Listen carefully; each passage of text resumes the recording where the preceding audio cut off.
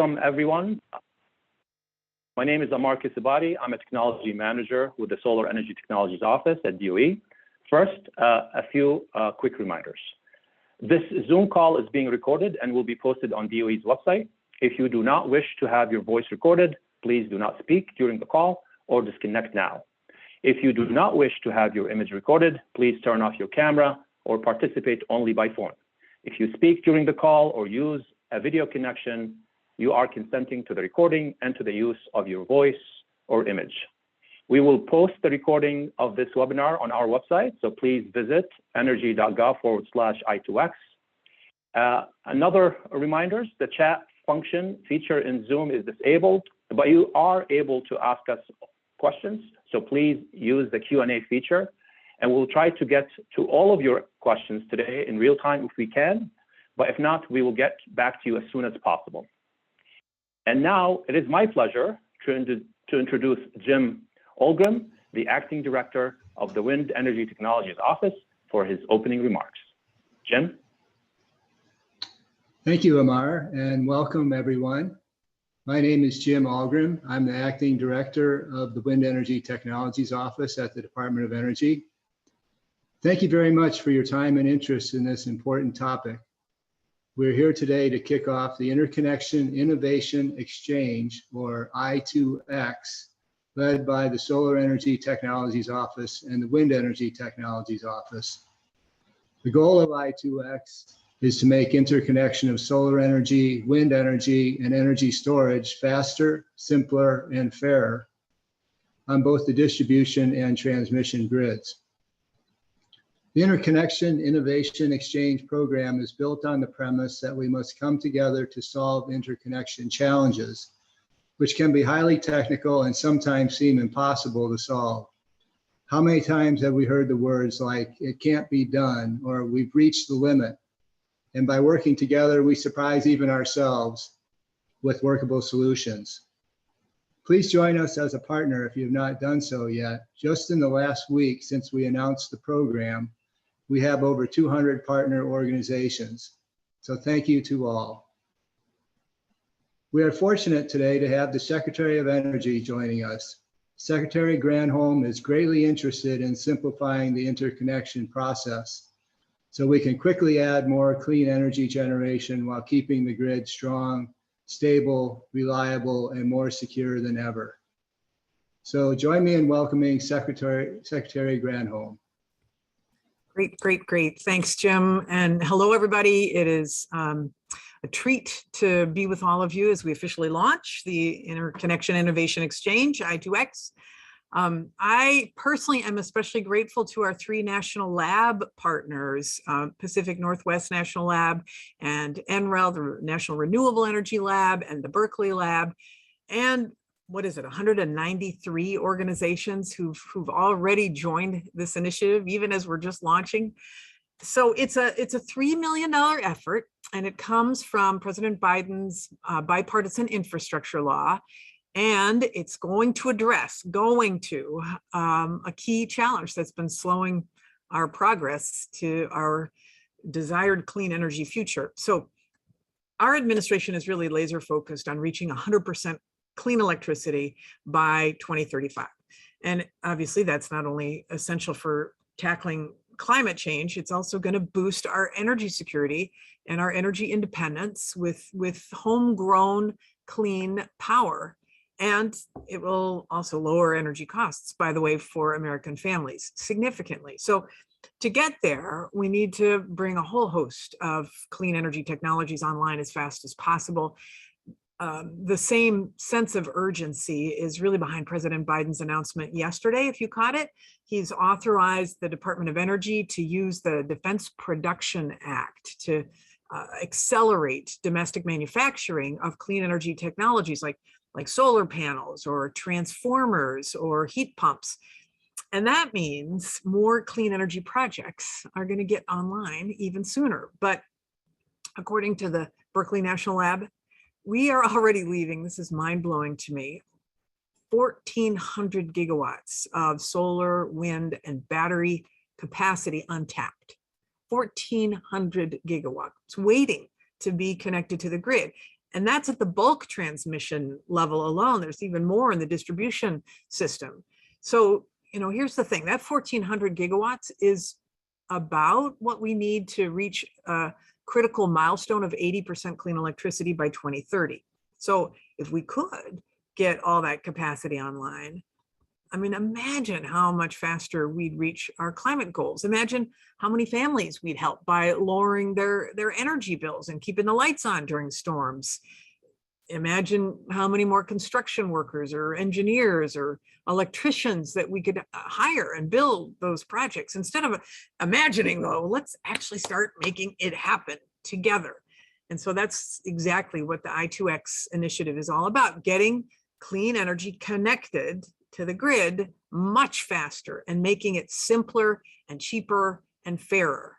So we recognize that interconnection is complex, so we're going to bring everyone to the table. We're going to bring grid operators and utilities and state and tribal governments and clean energy developers and energy justice organizations and more. And having all these partners in the same room is going to help us better understand the challenges and help us to foster solutions. And then in turn, I2X is going to help address the most persistent barriers in interconnection work. We'll lead the data collection and analysis, so utilities and other stakeholders should have the information that they need. We'll provide technical assistance, so groups have an easier time testing out new solutions, and we'll develop an interconnection roadmap in partnership with all of you so that we're all rowing on that road. It's probably a mixed metaphor, but anyway, we're all going in the same direction. So this is an experiment. It's an experiment that no one's ever done on this topic and at this level. So to make it a success, we really need you. You've been, many of you, grappling with these challenges for a long time. So we really have a lot to learn from those who are out there trying to make this happen. In particular, we absolutely recognize that interconnection issues often impact underserved communities who stand to benefit the most from renewable energy projects like community solar, for example. We're looking to your insights and your lived experiences to help us effectively navigate these issues and minimize the impacts and maximize the benefits. So if you are ready to join, I hope you'll sign up today as an I2X partner at, here's the website, maybe we can show it at some point, bit.ly, B-I-T-L-Y, right, /join-I2X. That's it. bit.ly-join I2X, join-I2X. And please spread the word among your peers and start working together to identify your most pressing challenges and where DOE can help. We have this incredible once in a generation opportunity to make the interconnection bottleneck a thing of the past, to create jobs, to lift families across the nation, and of course, to save the planet. So, what are we waiting for? Let's get partnering. Let's get this done together. Thank you all so much. I guess, Jim, is it back to you? Back to me. Thank you. Thank you so much, Madam Secretary, for your inspirational leadership every day, encouraging us to think inside the box, outside the box, and without a box in achieving this energy transition. So thanks so much. Now it is my pleasure to introduce the Deputy Assistant Secretary in the Office of Energy Efficiency and Renewable Energy, Alejandro Moreno. Alejandro has inspired the renewable power technology offices to work collaboratively, and through his leadership and vision, we are transitioning to a clean energy system of the future. Alejandro? Thanks. Thank you, Jim, and thank you again to the Secretary for your remarks and your leadership here. Again, I'm Alejandro Moreno. I'm the Deputy Assistant Secretary for Renewable Power. So I sit within EERE, the Office of Energy Efficiency and Renewable Energy. And our mission is to advance R&D for renewable energy technologies, energy efficiency technologies, and sustainable transportation. As you heard from the Secretary, with the goal of achieving a carbon-free electricity sector by 2035, and also equitably transitioning America to fully net zero emissions economy no later than 2030. Within that, I cover the renewable generation technologies, so solar, wind, geothermal, and hydropower.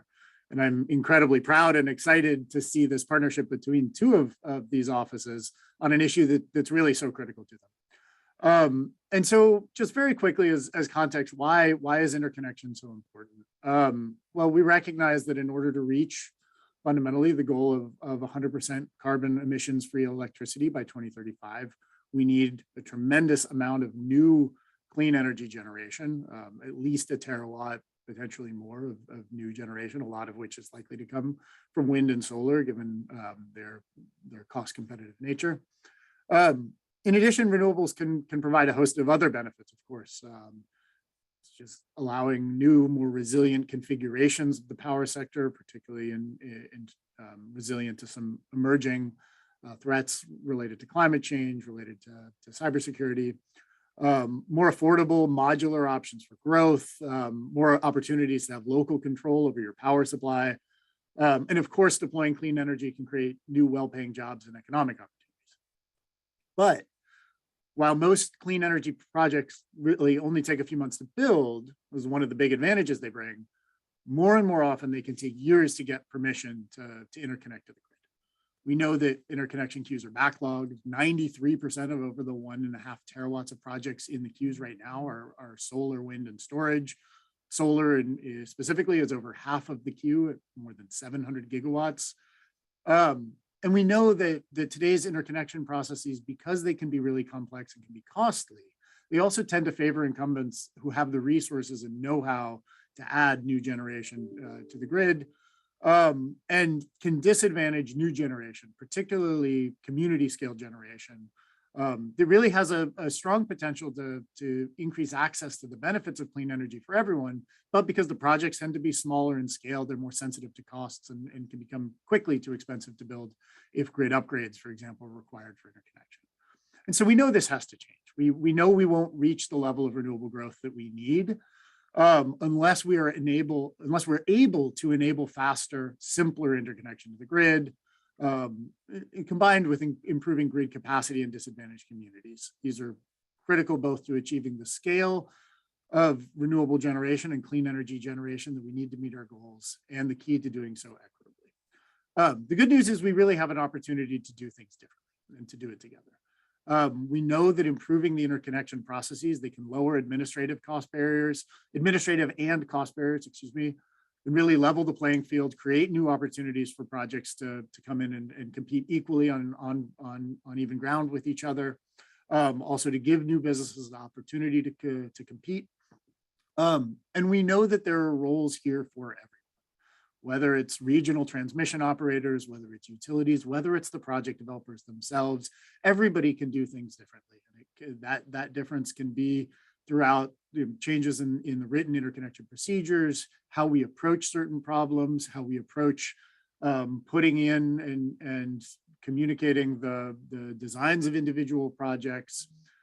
So again, it's not there's no silver bullet, there's no one size fits all, but certainly there are roles for every stakeholder and every partner that's engaged in the interconnection process to come together and create a process that really works for everyone. Again, this will only work if we approach it that way and we do this together. And that's why this I2X platform is designed specifically to bring different stakeholders together to create a process that really works for everyone.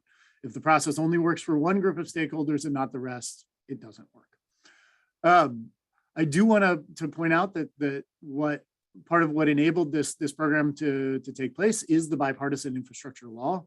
The I2X platform is being funded through this law, through provisions in this law, and really would like to say and point out that within a bipartisan law, making regulatory processes that are more efficient, that are fairer, and more effective for everyone is truly a bipartisan endeavor that really everyone can get behind. So want to say thank you to everybody who's already part of this partnership that's helped put it together, and just as much to everyone who will join us. We need all of you, but together we can do this and we can make a difference. So thank you, Jim. Back to you, and really looking forward to seeing how the process evolves.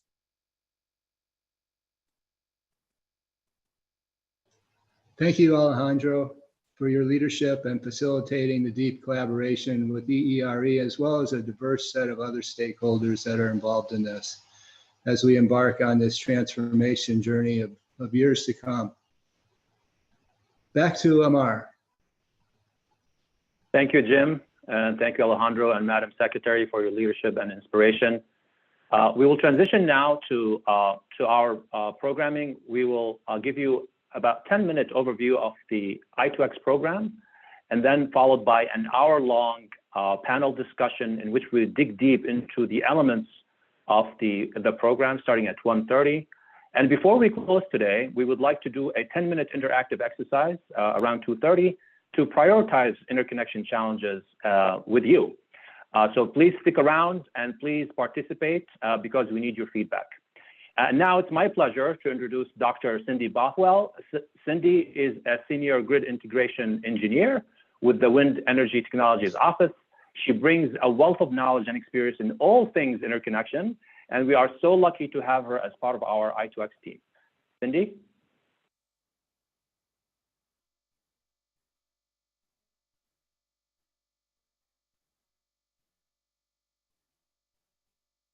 We can hear you, Cindy. Great, thanks, Amar. Really words. Can you hear me now? Yes.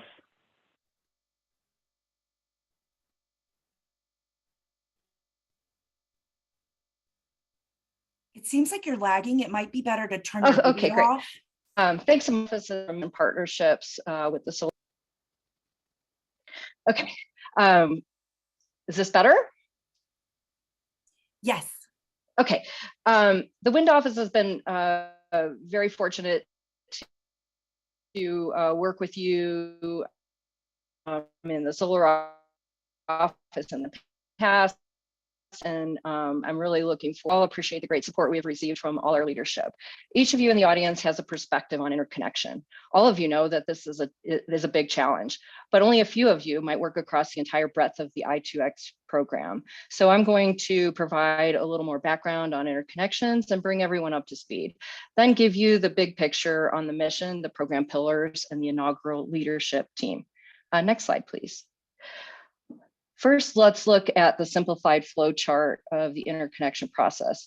Many of you work within either the orange distribution system that is regulated by individual states, in some instances is regulated by states, and other instances regulated federally.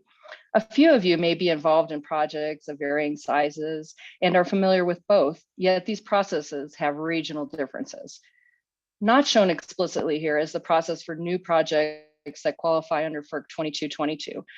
New distributed resources that want to participate in wholesale electricity markets through regional transmission operators may have to follow all of the steps for both, but how that is done may vary by market operator.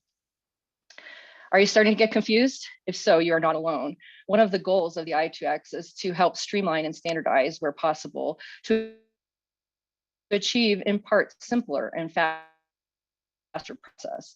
DOE is not going to do that, you are. DOE is providing the forum, analytical resources, and technical assistance so that you can share and test innovative ideas. Also not shown explicitly here is the cost of interconnection, specifically any network upgrades that might result and how that changes the whole process. Many distribution systems are publishing hosting capacity maps, which provide valuable information on the front end to developers to understand the cost of interconnection. The transmission system is behind on that front. We feel that increasing transparency along these lines is one way to promote a fair interconnection process. However, we are also conscious of keeping the electric system secure and not increase system vulnerability to bad actors. Getting the balance right is just one of many challenges. Next slide, please. Both the wind and the solar offices held workshops over the last 18 months. Some of these workshops were dedicated to interconnection issues, while others included it as a small but mighty part. Many of you attended. These engagement sessions were highly fruitful, delivering an extensive list of concerns that we've been able to reflect on and sort into a variety of buckets: technology, regulation, and process. Shown here is a small fraction of the items collected during the workshop, it is important to note that often what makes interconnection so complex are the concerns which do not fit neatly into one bucket or another, such as application portals that consist of both technological advancements, as well as with the cohesion and often modification of internal utility processes. Yes, we know there are challenges. We heard you loud and clear, but we also believe that there are solutions, and we hope to engage you to tackle as many as possible. Collaborating through I2X will provide access to information and a network of folks facing similar challenges. We expect the diversity of participants, who are all trying to facilitate the clean energy transition, that they will provide amazing results. You'll be hearing a few examples of this later. Next slide, please. I'll just go quickly over these next two slides because we need to get on to what's really new and exciting. But I do want to mention that the Solar and Wind Office have been engaged in interconnection work through various efforts, in addition to the workshops that I just mentioned. On the distribution side, both offices have done extensive work in various directions to support improved interconnections. They have funded many efforts, including the support of standards development, analysis, and the development of models and tools. The Solar Office reports a 71% average median reduction in pre-installed approval times of systems less than 10 kilowatts from 2014 to 2019. But we know that more can be done. And as more wind and solar are added to the system, we expect studies to become more complex, yet we want to keep the momentum going. Next slide, please. On the transmission side, we are already seeing queue times increase. This is in part due to the volume of the projects in the queue, but also increasingly more complex studies to keep the system reliable. Both the solar and wind offices have supported analysis, standards development, and enhanced models and tools, but this has not been enough to keep pace. Several regions have reached unsustainable queue volumes and have paused new applicants until new interconnection methodologies are put in place. The intent of I2X is to work alongside these ongoing stakeholder improvement efforts and supply data, analysis, and technical assistance as needed and where helpful in future for rulemaking efforts. Now is a critical time for improvement. Next slide, please. 20 years ago, when I worked in the distribution department of a vertically integrated utility, rooftop solar was niche. We gave out high incentives to promote the program. Net metering standards were being developed for even greater incentives. We only ran into problems when too many neighbors on the same feeder had to keep up with the guy next door, leading to system upgrades. Was it fair that the first 5 were free, but the 6th neighbor had to pay for system upgrades to increase penetrations? We were starting to ask these questions then and still aren't fully resolved today. 15 years ago, I moved to generation and managed renewable procurements. That process was also broken. Based on a FERC order to promote fairness among all generators, I could not collaborate with our transmission department. I had little insight into network upgrade needs, and at the time tried to get more transparent transmission information made publicly available to all with limited success. Part of our internal RFP process that I helped develop based on industry best practices gave preference to developers that were farther along in the development process, which included items like site control and interconnection. Little did I know or expect, in the absence of transparent transmission information, this would in part lead to speculative projects flooding the transmission queue, which would slow down the process for all. These activities were occurring when renewable penetration levels in my state were 10% going to 20%. Although imperfect, we were still able to plan and achieve our renewable goals. Today, as you just heard, we want to reach 80% by 2030, and some states have achievement goals of up to 100%. Queue times are longer than construction times. Network upgrade costs are unevenly distributed and significantly increase total project costs. Meeting clean energy deployment goals are at risk of being delayed and are most likely costly. As you can see from the charts, queues are continuing to grow and in fact represent more capacity than all of the generation types currently serving load today. That's a lot. and it's almost all renewable or storage. Where are these projects? Everywhere, every market and non-market region. Next slide, please. So I've been hinting throughout, but here it is. Overall, our objective for this program is to enable the faster, simpler, and fairer interconnection of solar and wind and storage resources, all while boosting the reliability, resiliency, and security of our electric grid. To solve the breadth of challenges, we need to support, expertise, and engagement of you, the collective industry, to help us co-develop, innovate long-term solutions with a national reach.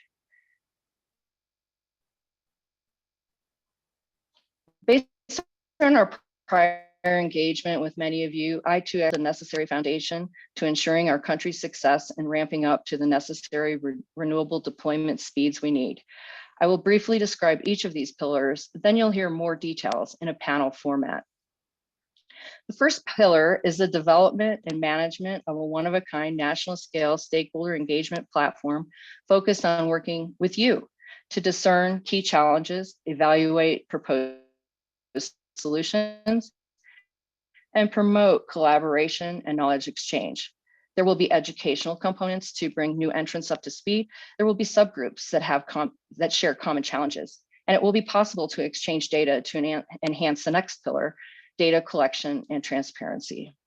This pillar is focused on aggregating the necessary information to fully encapsulate the current state of art in interconnection across the country. Our analysis on this data will continue to inform our discussions with I2X partners and eventually be used for the third pillar, a 5-year roadmap for interconnection. The interconnection roadmap will define the goalposts for how our interconnection processes need to be updated, or maybe even completely revamped, in order to meet the renewable adoption demand made necessary by our 2035 decarbonization goals.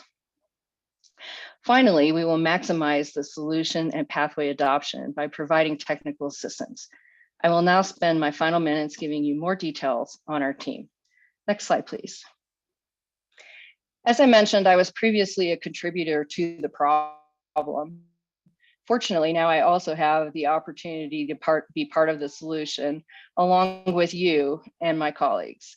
The I2X leadership team consists of experts from DOE's solar and wind offices, as well as 3 national labs, folks that like to think big and work through complex challenges. Several of us are subject matter experts contracted to DOE through Boston Government Services. Just had to give one plug for the guy who signs my paycheck.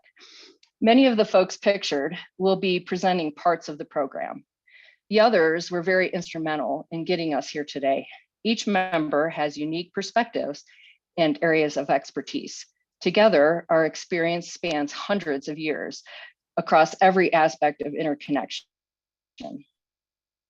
from residential to bulk power, utility to developer, policy to engineering, and even some who have gone through the process to install solar on their own rooftop.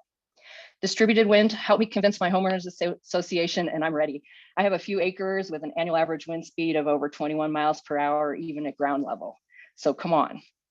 The team has both creative dreamers that will push the team to try new things, as well as folks that will keep the group grounded in feasible solutions. Some are a little of both. Like the I2X partner list, these inaugural founders are seeking to include additional members. We have already broadened the wind team to include Brett Barker, increasing focus on distributed wind and the vehicle offices. I will now turn it over to Shay Banton, a fellow engineer and technology manager in the solar office. He has worked tirelessly on the I2X development. Shay is definitely one that is both creative and well-grounded. He will provide additional details on the stakeholder engagement and technical assistance pillars. Take it away, Shay. Thank you so much, Cindy, for providing such a wonderful overview of the I2X program and for the kind introduction. And once again, thank you all so much for joining today's launch event. Today, I'll be leading the first half of our detailed I2X pillar discussion, focused on the program's stakeholder engagement and technical assistance strategies. Next slide, please. As highlighted previously, We developed I2X with stakeholder engagement at its core, providing the necessary foundation from which all of the program's other components are branched from.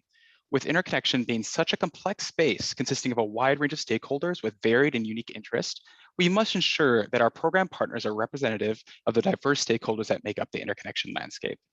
As such, we've identified a broad list of stakeholder categories whose involvement is critical to ensuring all interconnection perspectives are considered, from the government entities responsible for regulating the interconnection space to the developers who operate within it.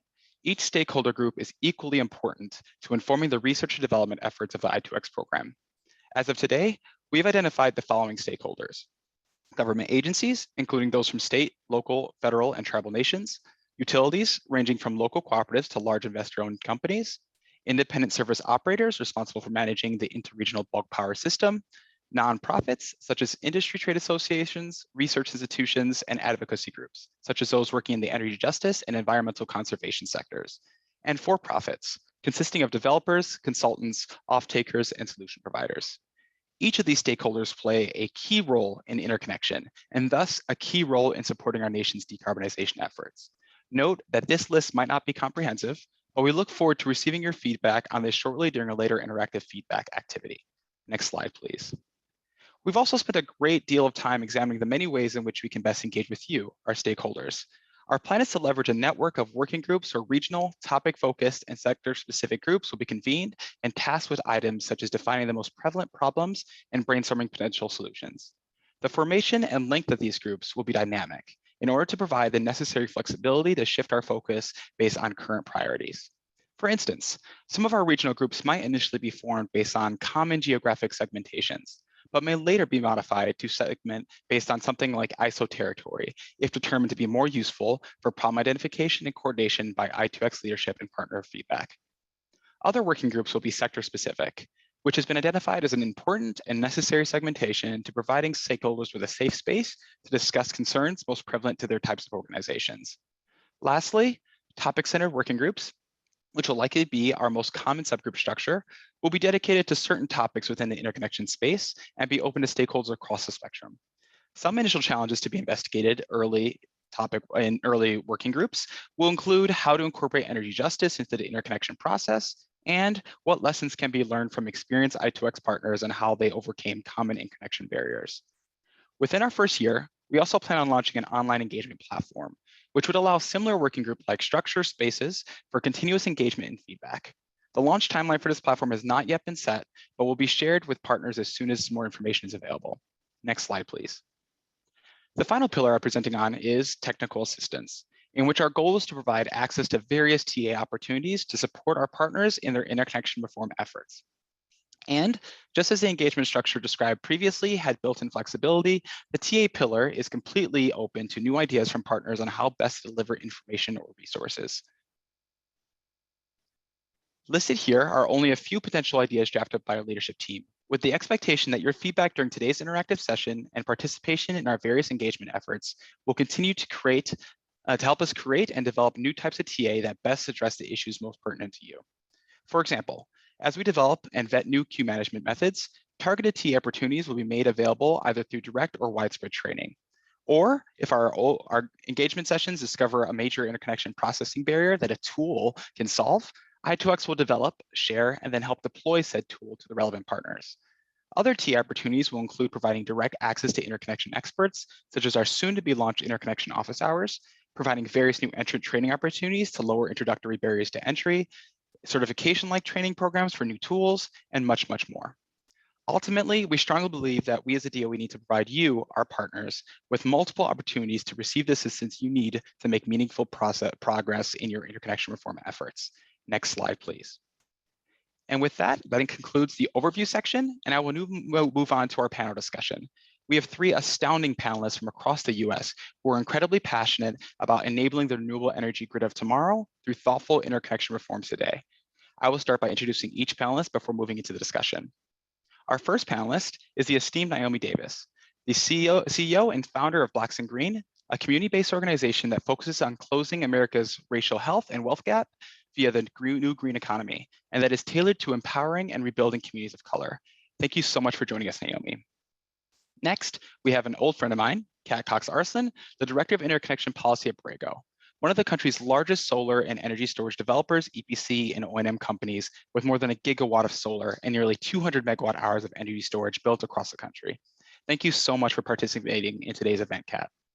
And we are also delighted to have Danielle Sass-Burnett, the Director of the Center of Partnership and Innovation at the National Association of Regulatory Utility Commissioners, or NARUC, which identifies emerging challenges and connects state commissions with the expertise and strategies to navigate complex decision-making. Thank you so much for lending your expertise to us to today's conversation, Danielle. So now, as our panelists hop into the stage, I'm going to start with our first question, and that is going to be for Naomi. So first, why is it important to have communities at the I2X table? And what successes have you seen when community groups were included in the conversation and in shaping the solutions?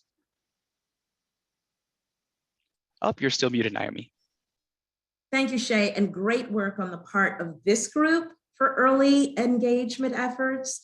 Unfortunately, far too often, in spite of these emotional pledges to equitable process, most community-based campaign wins that are happening right now are happening on behalf of and by the communities themselves.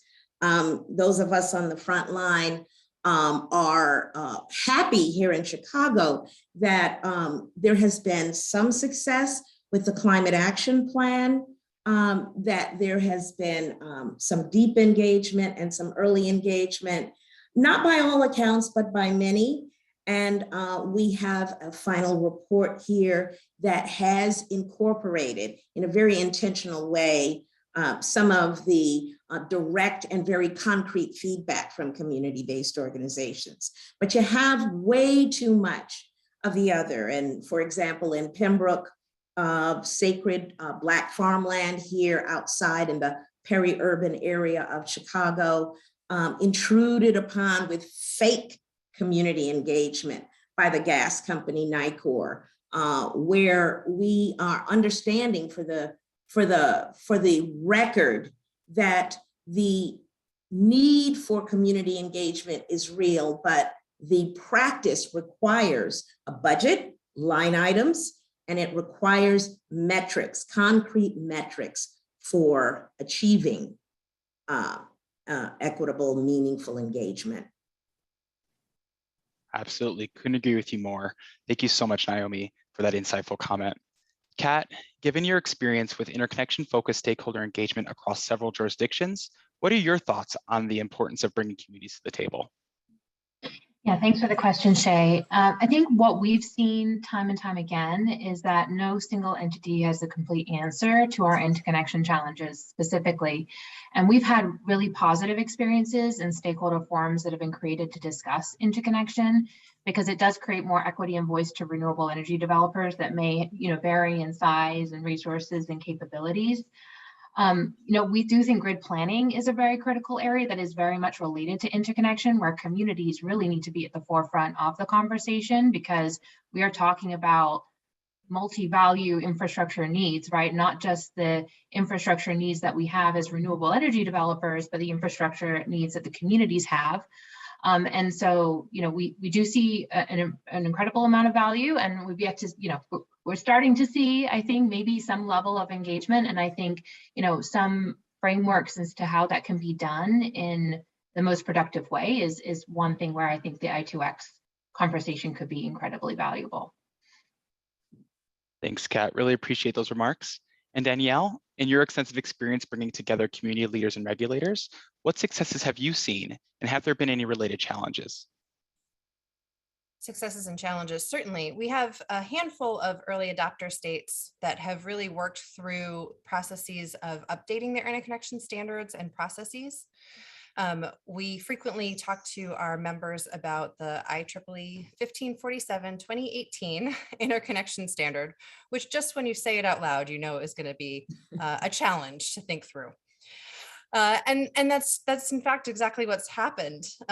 Those early states have gone through sometimes extensive stakeholder engagement processes, multiple years of learning about the standard, understanding the implications of different decision making within the standard, bringing voices to the table, and now starting to roll out not just the standards through the utilities and the DER providers, but also now looking at the processes and the speed of interconnection happening once you have new standards in place.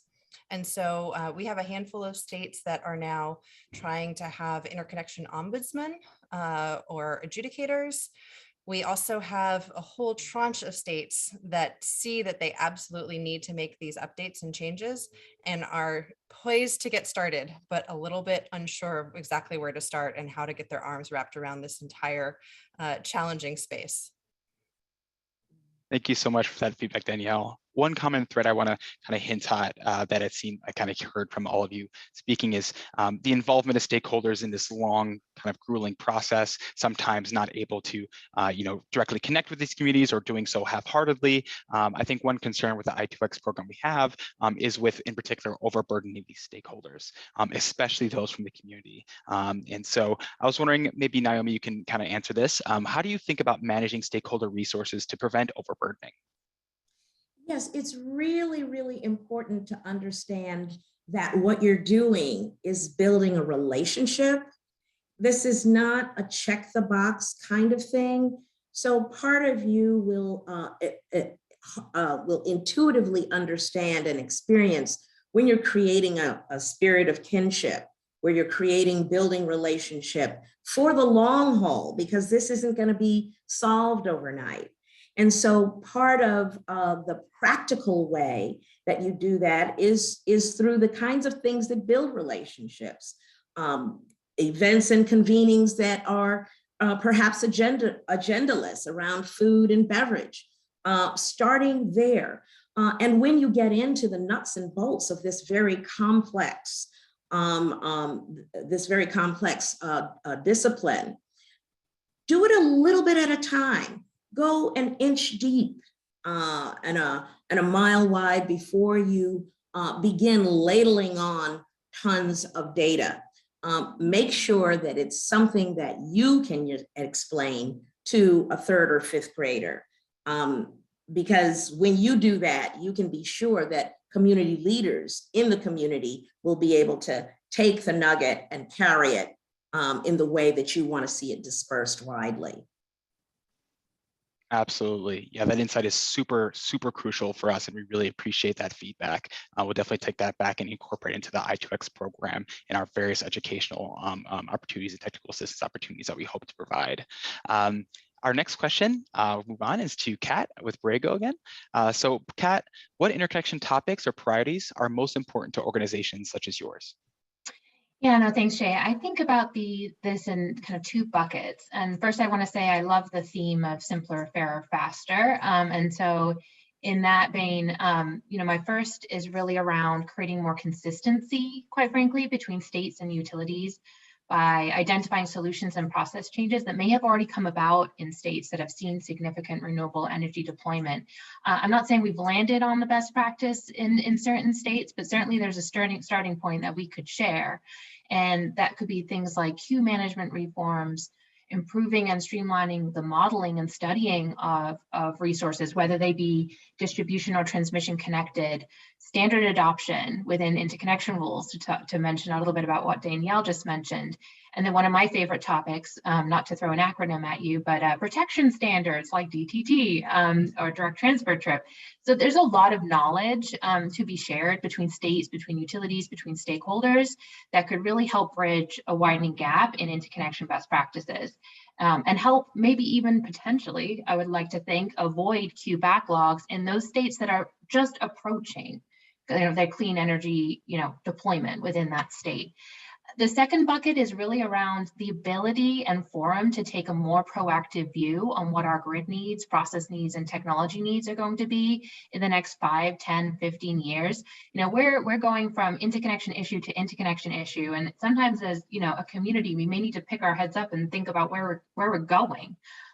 We can perhaps put some band-aids on some of the challenges we're experiencing today, but part of the reason we're in the situation that we're in across many states is I don't think we were really contemplating what our grid might look like with an upsurge of renewable energy interest. And so, I think there's a really wonderful opportunity to bring people together to think about that. The 5-year roadmap is something that I'm super excited about in this initiative, and is also one of the reasons why I'm really thrilled that the national labs are included in this forum, because I think they are really important partners in how we think about that energy future.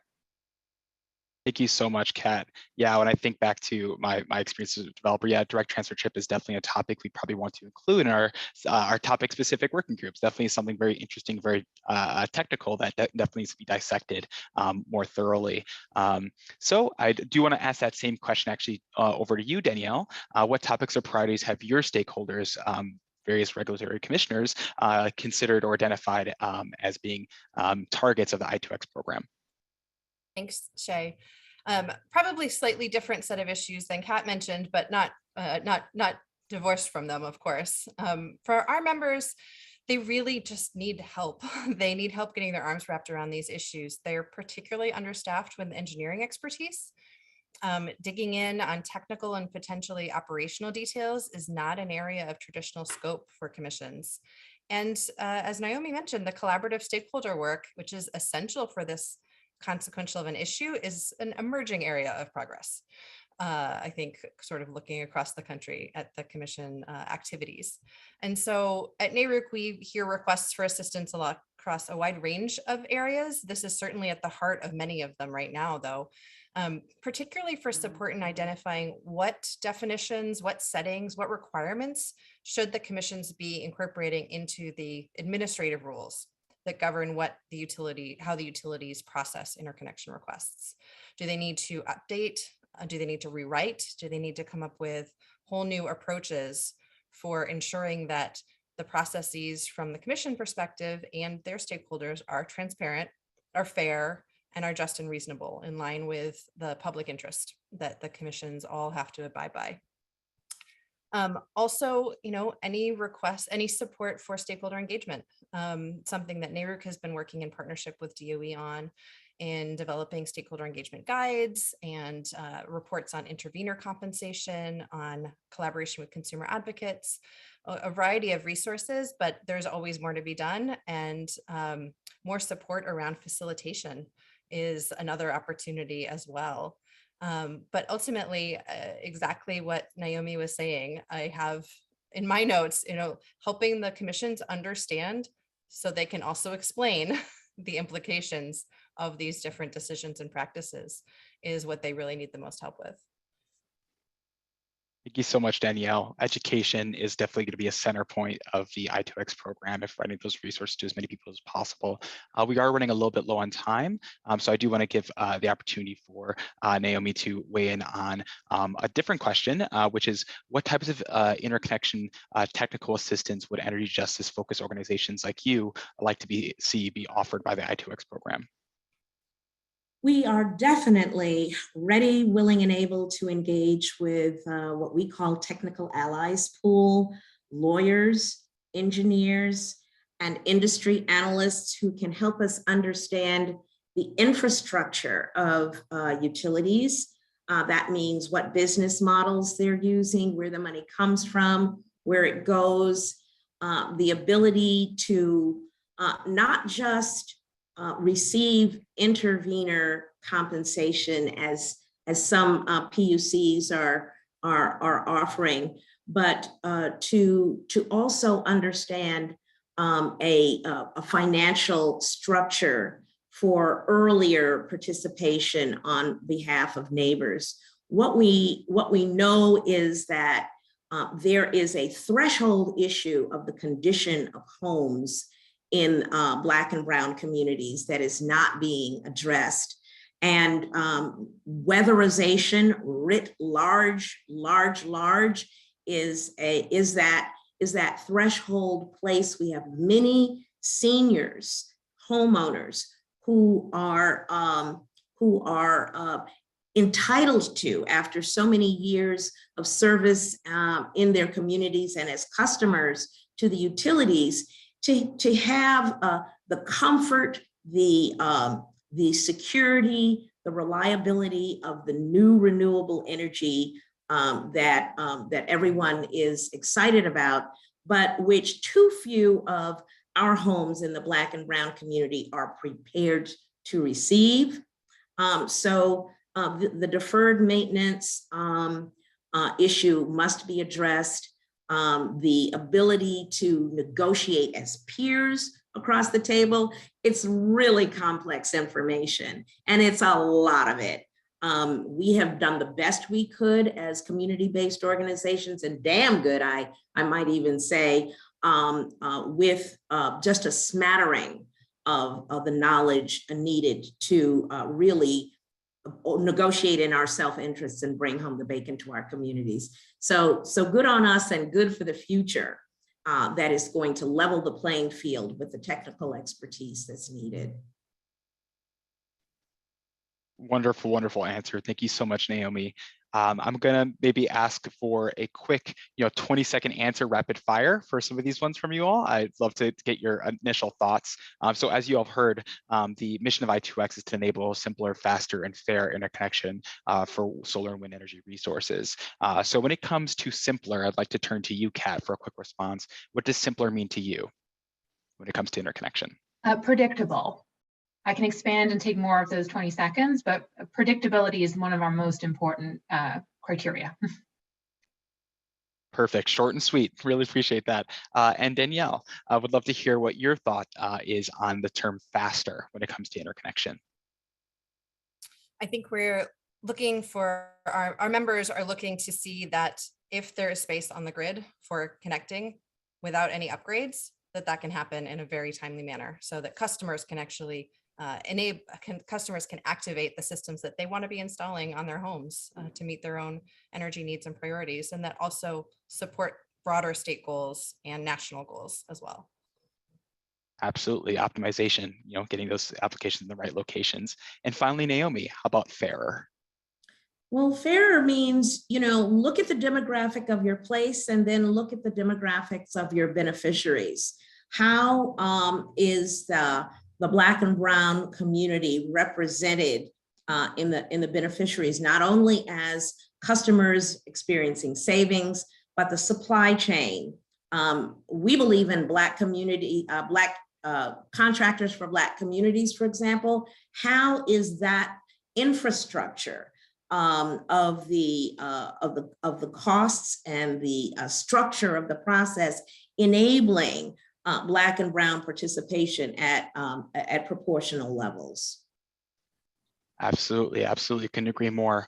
Well, that was a wonderful, wonderful discussion. We are at a time, but I just want to do a quick round of applause. Thank you so much for Naomi, Kat, and Danielle for joining us today and for sharing your amazing feedback on stakeholder and TA pillars within the I2X program. Our team extends a huge thank you to all of you for participating, and we very much look forward to working with you and your organizations throughout the program. And kudos to you. And yes, and thank you all. And we're particularly grateful for DOE and NREL for an early I2X action and hosting an interconnection standards technical assistance workshop on July 17th alongside the New York Summer Policy Summit. So thank you so much for your early support. Absolutely, thank you all so much. We will now move on to the interactive portion of our discussion in which you, the audience, will provide your own thoughts on similar questions. So with that, Christy's going to go and pull up the Mentimeter. As a reminder, as you see at the top of your screen, you're going to go to www.menti.com and enter code 74253761 to be able to submit your responses. We're going to spend a very short amount of time on these, probably 30 seconds to a minute. The first question is, what types of organizations have been traditionally left out of conversations about interconnection?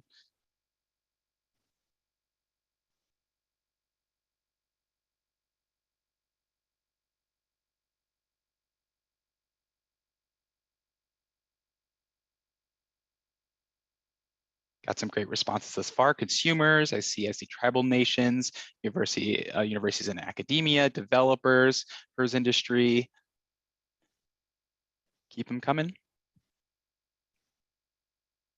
Oh, that's one I've not thought of. Elderly homes and senior consumers, absolutely. Very vulnerable population in which renewable systems can provide enhanced resiliency to.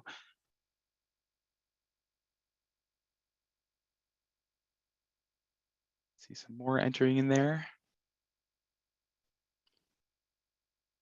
Perfect. So we are running low on time, so I'm going to have us go ahead and move on to the next question, which is what topical areas are most important to you and your organization that you would like to see addressed in specialized working groups within I2X? Again, we'll pause for 30 seconds.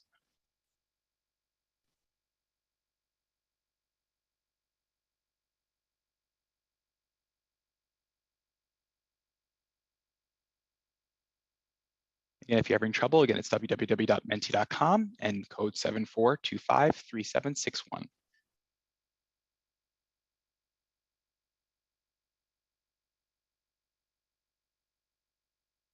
Automation, flexible interconnections, it's a huge one we've heard lately. Storage, definitely. Proactive upgrades, that's something similar to what Kat was mentioning. Predictability and reliability. Awesome, yeah, keep them coming.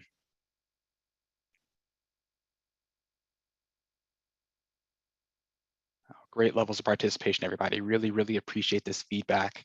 Again, this is just the start of the conversations. We will have many more working groups. This is very just much less to launch. But let's go ahead and move on to our next question, since we have some great feedback in there. Our final question is, what technical assistance would you like to see offered by the I2X program? Again, that is, what technical assistance would you like to see offered by the I2X program?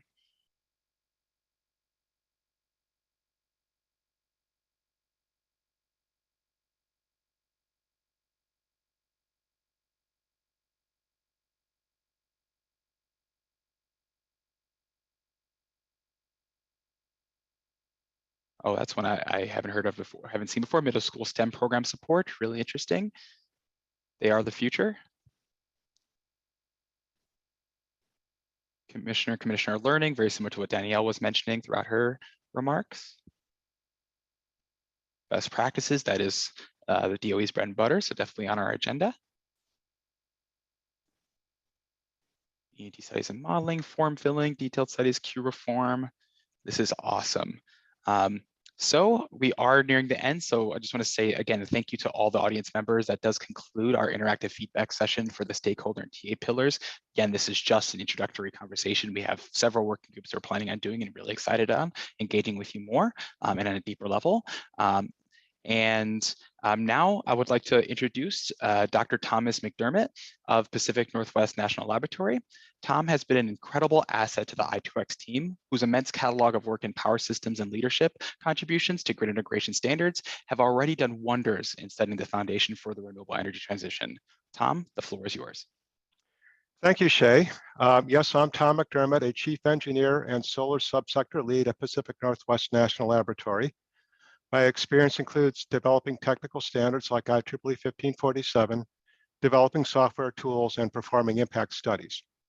I'm confident that our industry can do better with interconnection processes, and I'm enthusiastic about this opportunity to facilitate faster, simpler, and fairer outcomes. My role now is to describe the data collection and strategic roadmap components of I2X.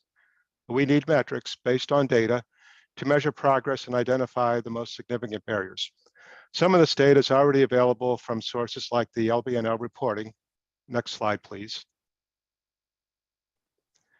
The LBNL reporting on large generator connections shown here, and the NREL reporting on small solar connections. Next slide, please. Some of the important details are not publicly available. There are important gaps in data on intermediate generator sizes, environmental impacts, equity or energy justice impacts, and metrics specific to the organization or region. In I2X, we will develop a data hub that integrates existing sources with new features indicated by the orange arrows. The I2X metrics will be calculated from the data hub, and I2X partners will have access to it. The public will also have an appropriate level of access. Wherever I2X cannot fill an important gap, we may suggest new work. The roadmap starts with goals set in collaboration with I2X partners and experts. The data hub provides raw data for quantifying our milestones and key performance indicators. As the roadmap develops, we expect to identify research gaps that may lead us to suggest new work. Next slide, please. We're going to support the roadmap with analytics from 2 sprint studies, augmented by learnings from the technical assistance projects you heard about earlier. Each sprint study will be tightly scoped with feedback from the I2X community to be completed in 6 to 9 months. The first sprint study will focus on a better queue. Some of the ideas include better automation, clustered impact studies, and sharing of grid upgrade costs. The second sprint study will focus on queue alternatives.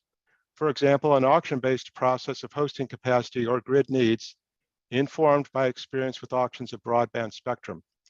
There may be cross-cutting improvements to achieve more equitable outcomes, not just more economically efficient outcomes. The metrics and simulation tools we use will support analysis of both equity and economic outcomes. Next slide, please.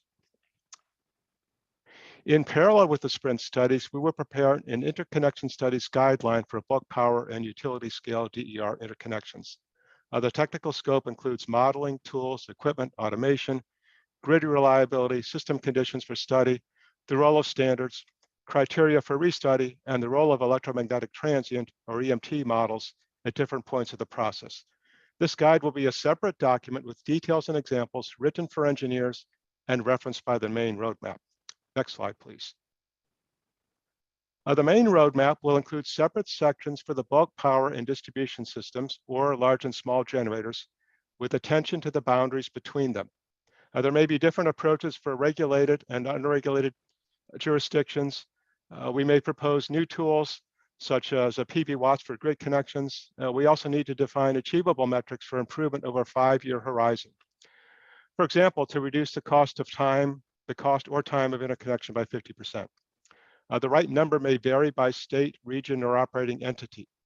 The included cost and schedule components may include the application and study process, grid upgrades, commissioning, abandoned applications, and others. The included cost and schedule components may vary by state, region, or operating entity. We need to include equity and environmental outcomes in the metric. We plan to define this metric in collaboration with the I2X community, but recognize that it's important to have a metric. Finally, the roadmap will suggest mitigations for any costs, delays, or uncertainties encountered in the transition from existing practice to a better set of practices.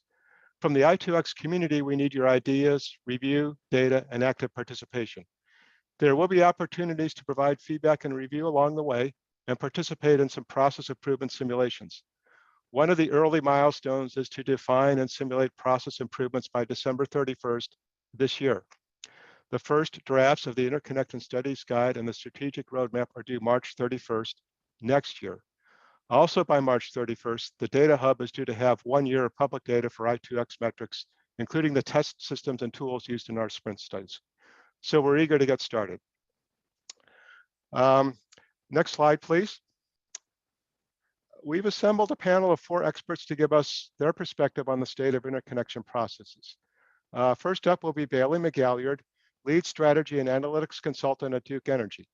Duke Energy is one of the largest energy holding companies in the US with 6 service territories: North and South Carolina, Florida, Ohio, Indiana, and Kentucky.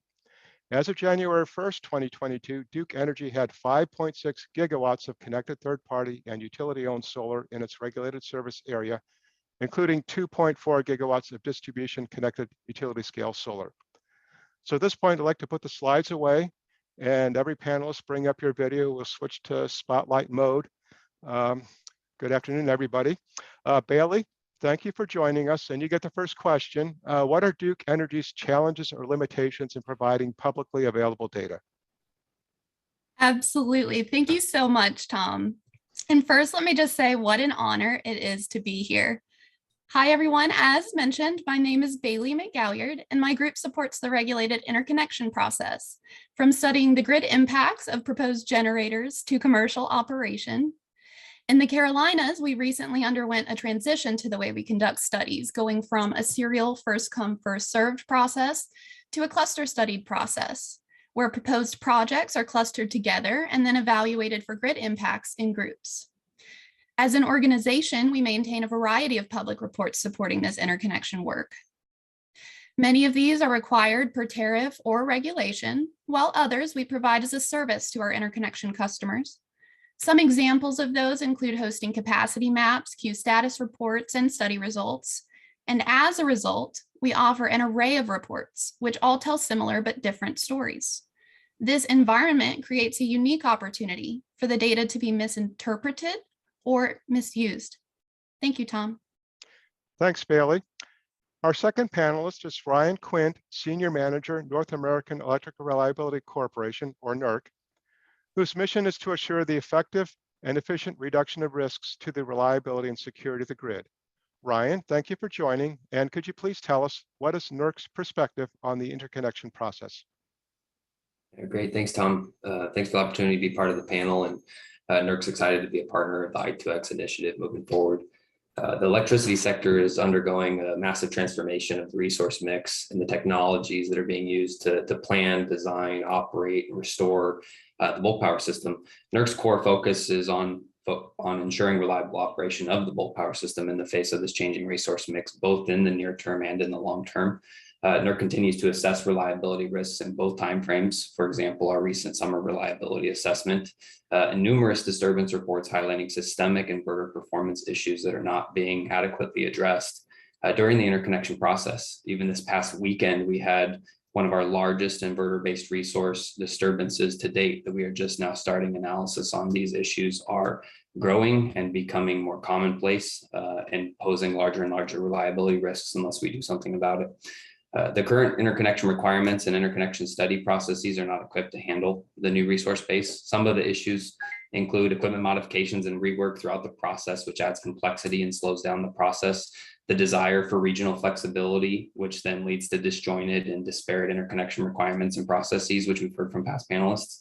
The growing complexity in the study work is upon us, whether we like it or not. And this includes the need to run electromagnetic transient studies, which are extremely complicated, but are necessary for reliability. With all that said, we end up with models that are used in reliability studies that are used to make these decisions, and those models don't match reality. And that leads us to system operating conditions that are putting us in unprepared and unknown operating stage, which is a huge reliability risk. These issues are not being trued up during the interconnection process or after commercial operation. So NERC's keenly aware of these issues, continues to analyze these potential risks, and has recognized or recommended near and long-term changes to potentially fix some of these broken queue processes. But we need to recognize that reliability and speed of interconnection don't have to be conflicting objectives here. Our goal should be to achieve both with appropriate enhancements to the interconnection process that we can mitigate potential reliability risk while also eliminating efficiency so that we all have a fair, fast, and efficient process moving forward. Thanks. Hey, thank you. Thank you, Ryan. Our third panelist is Brian Fitzsimons, Chief Executive Officer at Grid Unity, which offers a suite of applications designed to solve the challenges of interconnecting renewables to the grid. Brian, thank you for joining, and could you please tell us what was the interconnection challenge that inspired you and your team at Grid Unity to seek a better approach? You're muted. You're muted. Sorry about that. There you go. Tom, thanks for offering me the opportunity to participate today. I appreciate it. The interconnection process has been an exciting challenge to solve for, because it's a multi-stakeholder, multidisciplinary problem with real-time constraints. So fundamentally, from a technologist point of view, it is a large integrated data capture, data sharing, and analysis problem that needs to be brought into the real-time information sharing world. So over the past few years, my team worked with leading utilities and system operators to look at the interconnection process holistically. We experienced our customers being asked to meet continuously compressing timescales while simultaneously responding to more service requests that required increasingly complex responses. The current reality is that the volume of data generated by solar, wind, energy storage, demand response, vehicle to grid, and other newer models has dramatically increased the complexity that skilled team members must manage, while overtaxing the legacy technologies and the processes developed in past decades.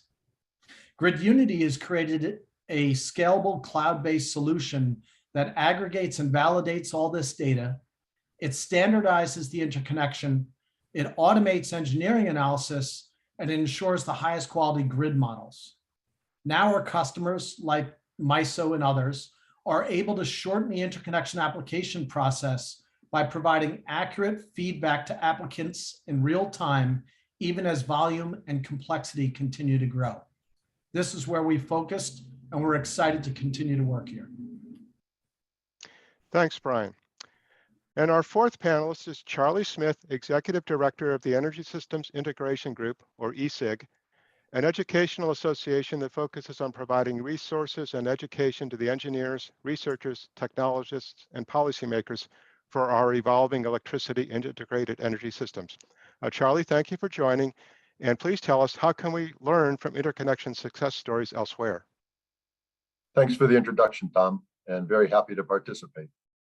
There's some very successful processes which have been implemented in Europe, including Ireland, Great Britain, and Germany, often referred to as connect and manage, where generation projects are allowed to connect to the transmission system in advance of the completion of a wider set of transmission upgrades. A version of this has also been implemented in ERCOT. To reduce interconnection costs for DPV, Australia's flexible interconnection process offers a useful model, including the use of operating envelopes to limit export at times of possible feeder overload. We have something to learn from all of these. Thanks, Charlie. And now we have a series of questions for the group, and this is going to be a rapid fire format. We'll get as far as we can in the time.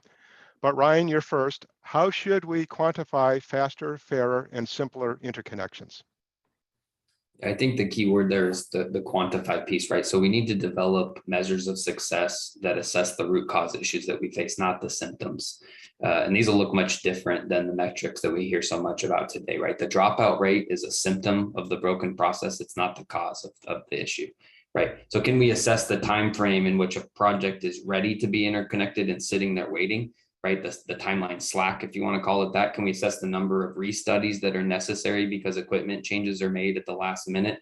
Can we monitor the number of plants that enter commercial operation that failed to pass basic model quality checks or study processes? Can we assess the disparities across interconnection requirements and processes? And most importantly, I think, can we use existing metrics to see how we're doing after the fact, right? By, for example, counting the number of large-scale events analyzed by the ERO enterprise, the NERC and its regions. And as I mentioned earlier, that number is rising rapidly. But if we think through potential new metrics, we might be able to get to the root causes instead of some of the symptoms. And I think that's key here. Okay, thank you. And Brian, how should we quantify faster, fairer, and simpler interconnections? Yeah, so quantifying faster interconnections, I think, is relatively easy. Either benchmarking against the best practice of peer organizations or negotiating those interconnection milestones in regulatory proceedings. Fairer may involve more stakeholder discourse on how to formulate cost allocation given available socioeconomic data. And simpler is something that can be accomplished with well-designed, purpose-built platforms, which can make use of software metrics to validate them. In addition, though, I would say ISOs and RTOs that we're engaged with are indicating publicly that automation is coming. Automation of engineering analysis will reduce study times and can be applied to reduce the number of stages in the process and the number of complex decision points. As the study cost and time come down, there won't be as much of a need for multiple go, no go points in the interconnection process. And as well as if they move to publish hosting capacity maps, would also make for a dramatically more straightforward and transparent process. Thank you, Tom. Okay, thanks. And Charlie, what do you think? How should we quantify faster, fairer, and simpler interconnections? I'm going to offer some fairly short and simple thoughts here, Tom. First is fast. Let's measure the time from application to interconnection agreement. Get it down from years to maybe a few years or even months. Second is fair. Are developers being saddled with unreasonable network upgrade costs? Yes or no? Third is simple. Is there a publicly transparent generator interconnection study process that allows developers to do their own analysis and have a sense of costs before submitting their project in order to reduce the speculative projects in the queue? And fourth, another one is reliable. NERC has documented numerous system events showing generators interconnecting to the transmission system using inverter settings from the distribution system or using plant controller settings that do not follow NERC guidelines? Do the IBR applications follow NERC guidelines? Okay, thanks. Next question for Brian first. How do we integrate equity and environmental outcomes into this quantification? Well, equity is served well by creating a standardized and transparent process that gives everyone equal access to data and they need for planning without additional costs. We might quantify this improved access by tracking, for instance, the number of iterative prospecting applications. We would expect to see a reduction in these applications due to the availability of accurate granular data. For example, we've seen this kind of availability of on the distribution interconnection customers who are using our software to continuously publish highly accurate grid hosting capacity data, which is allowing developers to decide where best to site their projects. That's an example. Okay, thanks, Brian. And I have a question for Bailey, actually. How should we quantify faster, fairer, and simpler interconnections? I want to get your thoughts on that. Yeah, Tom, thank you for the opportunity. So a lot of great answers thus far. Obviously, Duke being the utility, we have an interesting perspective. Particularly, one of the key themes for us is transparency about what's going on during the interconnection process. So our interconnection customers, much like customers in any industry, really value upfront communication. And so one simple of that and how we respond to that is through our voluntary commitment on offering queue status reports. So those queue status reports communicate information like study timelines and proposed megawatts in the queue. Thank you. Thank you, Bailey. All right, now, Charlie, how do we integrate equity and environmental outcomes into the quantification? Well, I would say that as part of the environmental assessment, any communities impacted by the project should be identified, and the community should be engaged in a meaningful fashion in identifying and resolving any harmful impacts. I think that's often been left out of previous processes. Okay, thank you. And then Ryan, how do we integrate equity and environmental outcomes into the quantification? Yeah, I agree with both Brian and Charlie on this question. In particular, the transparency, the fairness, those types of things are sort of what define equity. One thing I will throw out that's maybe a little bit different is we need a strategic least regrets reinforcement plan, right? We often have this bolt-on band-aid approach where we're adding new reinforcements for new projects and we're not thinking holistically about particularly at the bulk system level, like what does our 15-year future look like? We then flip the coin and we see these large transmission system overlay projects, right, that would cost hundreds of billions of dollars, right? Well, there's a lot of potential for stranded costs there, right? It's a high risk project proposal. We need something in the middle where we have phased approaches that are leveraging new technologies, offshore wind, meshed offshore wind networks, strategic battery locations, projects that bring multi-value purpose from a transmission perspective, bringing clean energy resources to rich areas to areas in energy deficiency, right? We see that in some of our assessments, right? So thinking through the environmental impacts of that and the fairness and the equity of that, I think is really critical. Okay, thank you. And back to Charlie, what is the single most important challenge for interconnection process reform? It's clear that the interconnection process is in need of reform.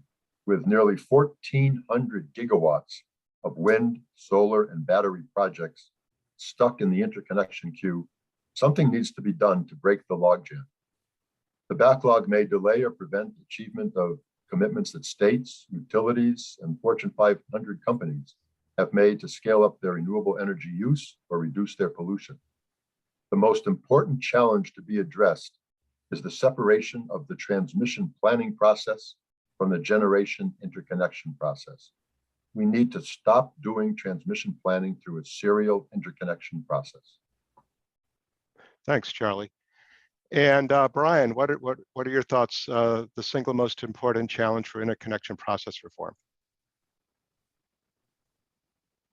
Sorry, Tom. Aside from the data accuracy, the transparency, and the standardization issues I mentioned earlier, the most important challenge for interconnection reform is recognizing that collaboration between regulators, independent system operators, regional transmission operators and stakeholders is critical, as well as aligning regulatory incentives with stakeholder needs. Thanks, Brian.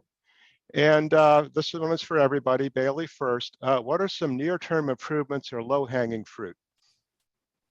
Sure. So as noted earlier, Duke Energy recently underwent a change in the Carolinas, reforming how we approach the large generator interconnection process, kind of like what we've been talking about thus far. While our transition to this new interconnection process is complete, implementation is not. So enrollment for our first general cluster closes at the end of June, which represents a huge milestone for this effort and a near-term improvement we are making as a company. Thanks, Bailey. And Ryan, your thoughts. What are some near-term improvements or low-hanging fruit?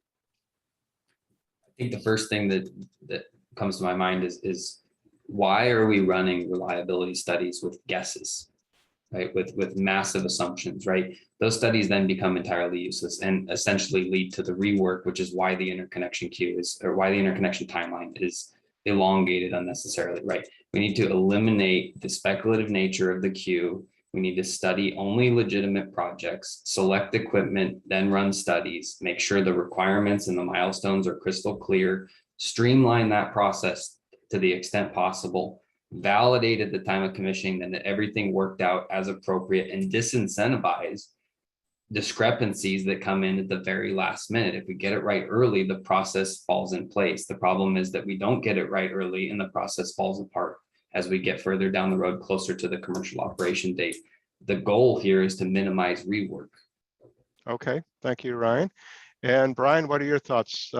Near-term improvements or low-hanging fruit? So near term, in our experience, there's two key improvements. Two key improvements are optimization of the business interconnection process and systematically collecting and validating application data to enable the automation of key tasks that reduce the support burden on staff and provide feedback to the applicant faster.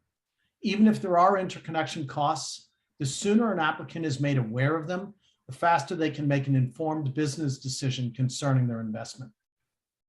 Thanks, Brian. And Charlie, what are your thoughts on near-term improvements or low-hanging fruit?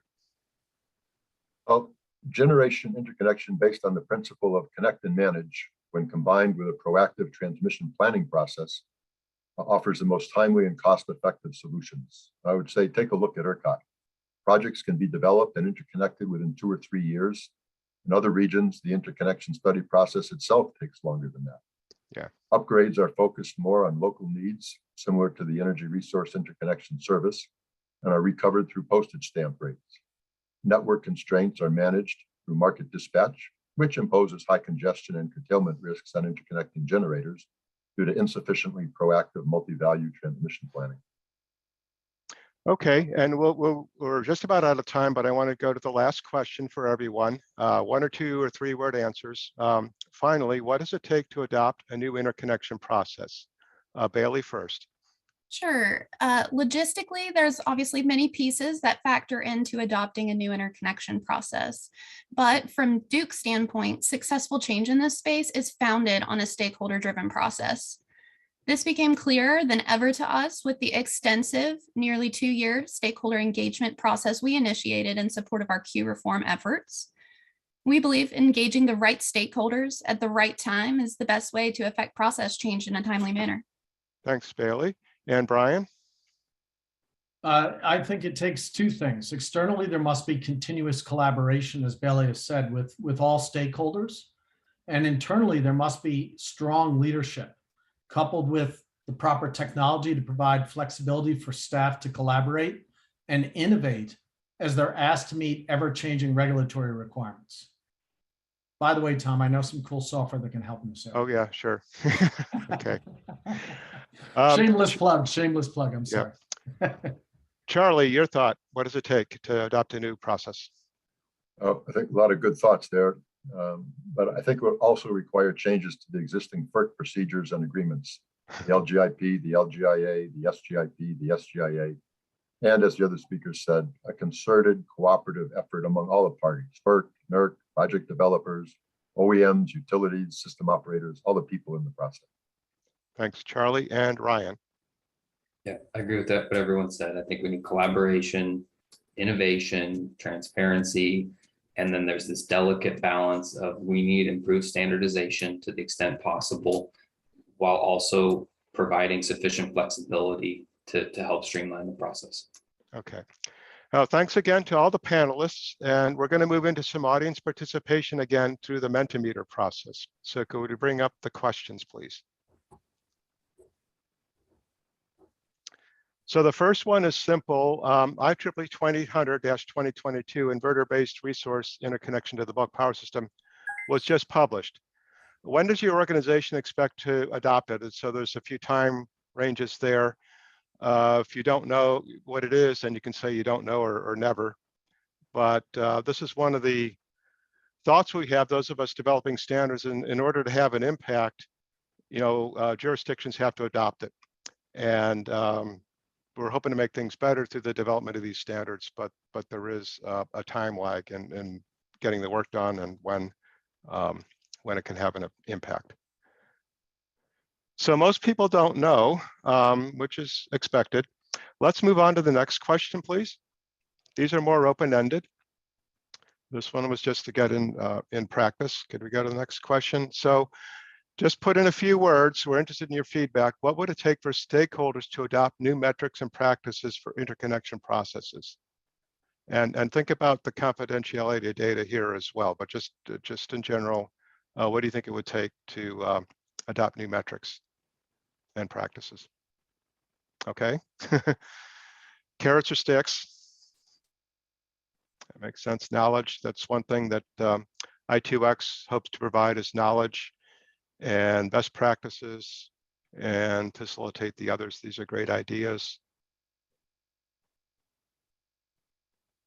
Involvement in standards and requirements, able to participate. We have a lot of mechanisms for stakeholder feedback and peer learning groups and discussion groups to produce better versions of all these things.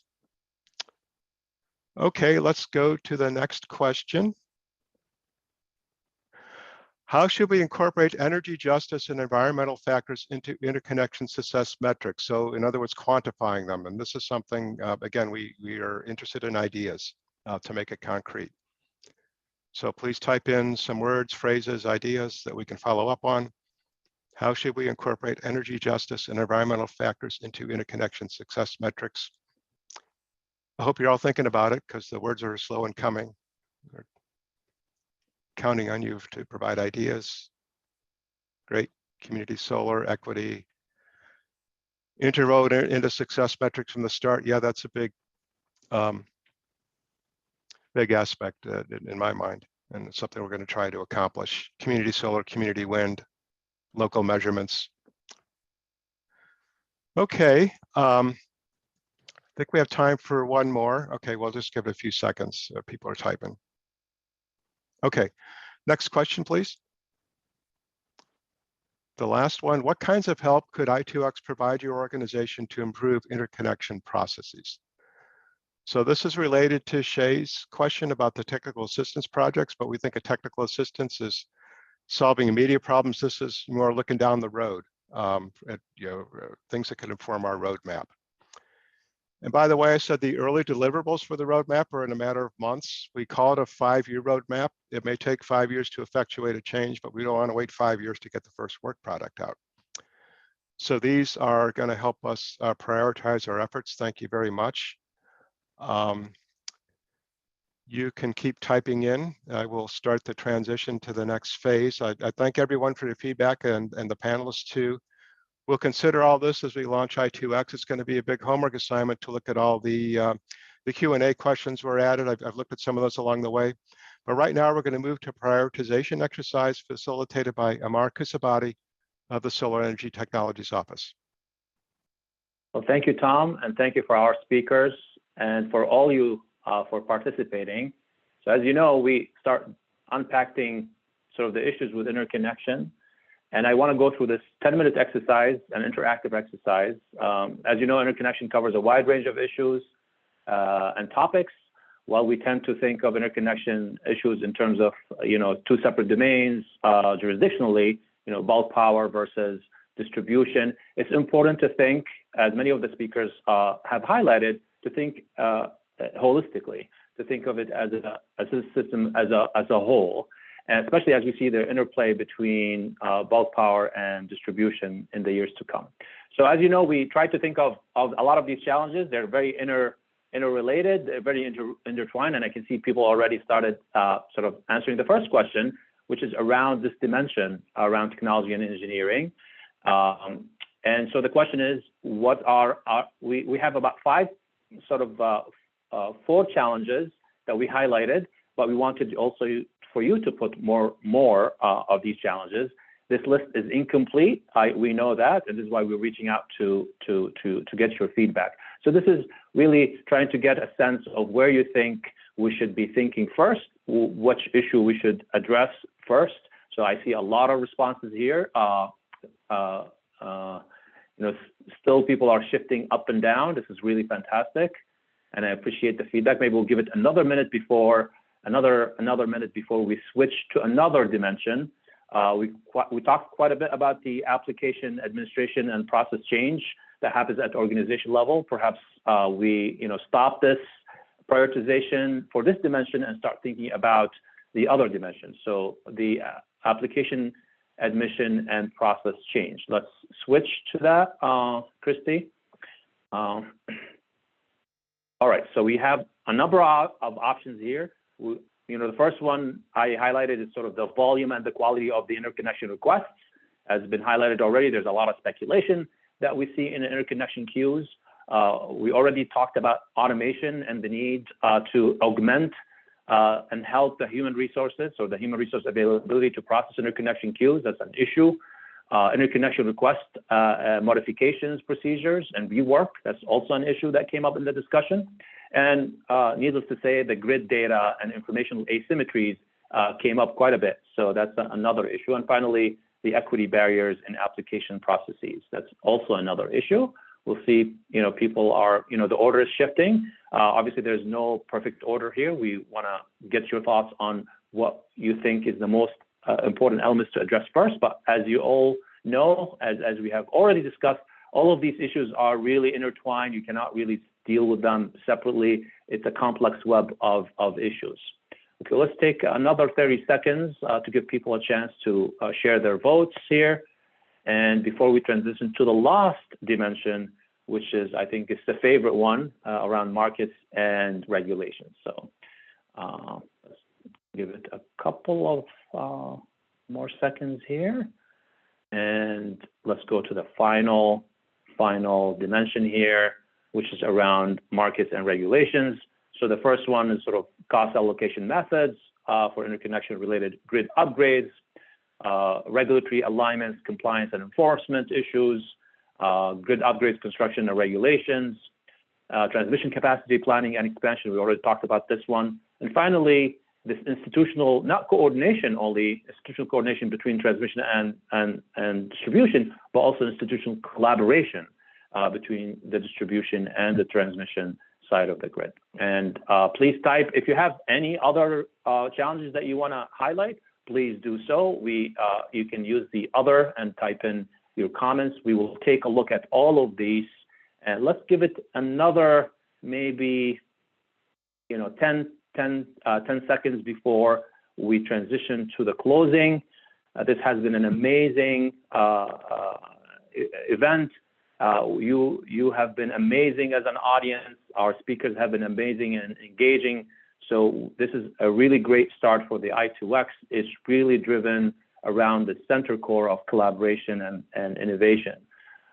So maybe we will stop here and start to have the final closing remarks. So I want to thank you all for participating in this interactive exercise. We are learning quite a bit from you. So what's next for I2X? First, please visit our website. The address is really easy to remember. It's energy.gov/I2X. Bookmark that page because we will be posting updates on a frequent basis. Please join us as a partner to stay closely connected. If you have not joined us already, we have about 200 organizations have already joined, but we want to hear from all of you. We want you to be part of this going forward. We are start to think about different working groups. So, and there are benefits of being a partner. So number one, we are putting together an online engagement platform for all of our stakeholders and specifically our partners in order to exchange ideas, to highlight issues, to collaborate and collaborate. So also allows you with being a partner allows you to know more about the working groups and members of the working groups so you can participate in different working groups and also have access to experts. So we have a hotline, an office hours right now. You can actually go to our website and schedule a 20-minute slot with us as a leadership team. It also gives you the opportunity to join our workshops and informational seminars and webinars. Also gives you an opportunity as a partner to see an early draft of outlines of the roadmap, of some of the projects that we are trying to put out there in the first year of this program. So remember, this program is a 5-year program. However, the first year, as we start going through the stakeholder engagement process, creating working groups, working on the roadmap for the next 5 years, it's essential that you participate because it will shape how we think about the solutions and how we think about the things that we want to set in motion for the next 5 years. We don't want to wait 5 years in order to exact change. We want to get started, but we also want to have a strategic roadmap that we all agree on to guide us forward. So in terms of our office hours, they're available every Friday between 1 o'clock, between 1 and 3 Eastern time. So pick your 20 minutes. Also keep an eye on the working groups, as I said, on the website. We already start thinking about some of the working groups. We already talked about energy justice. There's a really an interest in forming an energy justice working group. So you're interested in being part of that working group, let us know. Also, we already talked about IEEE 1547-2018 adoption support working group. That's a very important critical working group on the distribution side. So please let us know if you want to sign up to be part of that adoption support working group. And finally, we are putting together a series of educational seminars and webinars from for peer learning. We have a lot of people in the industry who have a lot of experience, and they would love to share that expertise with the community. And so with that, I want to acknowledge all the questions that we have received today. I think we received on the order of about 50 questions, but we did not have a chance to address them, unfortunately. But every question matters to us, and we will go one by one and address these questions and contact you directly. The next, as I said, the next 18 months is really pivotal, so please stay connected and collaborate with us. In closing, I want to thank all of our speakers for their insights and candid views. I want to thank you all for participating, being an amazing audience. I also want to thank all the partners that joined us, and please tell a friend. The list cannot be long.